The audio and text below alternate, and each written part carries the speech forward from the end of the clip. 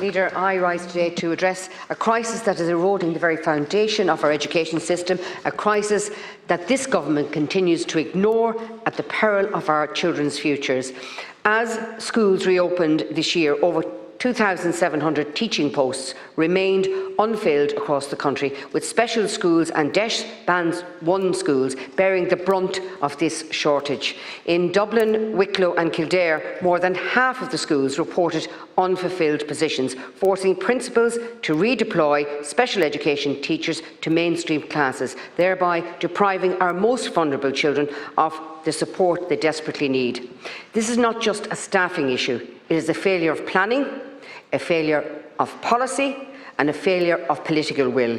Meanwhile, over 4,600 Irish teachers are working abroad, many lured by better pay and living conditions. These are professionals whose education was funded by the Irish taxpayers, yet we have made no substantial effort to bring them home. A paltry €2,000 incentive is not enough when housing costs and living expenses in Ireland remain prohibitive. We must do more.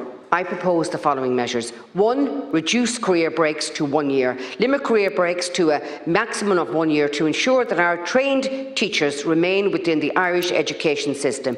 2. Incentivise returning teachers. Offer substantial financial incentives and support packages to Irish teachers abroad to encourage their return.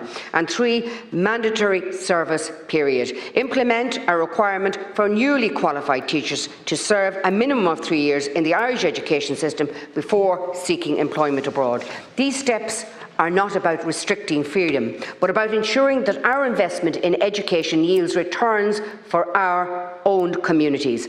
The current shortage is not just a statistic, it is a daily reality for schools forced to split classes, for children with special needs left without support, and for principals overwhelmed by the impossible task of staffing their schools.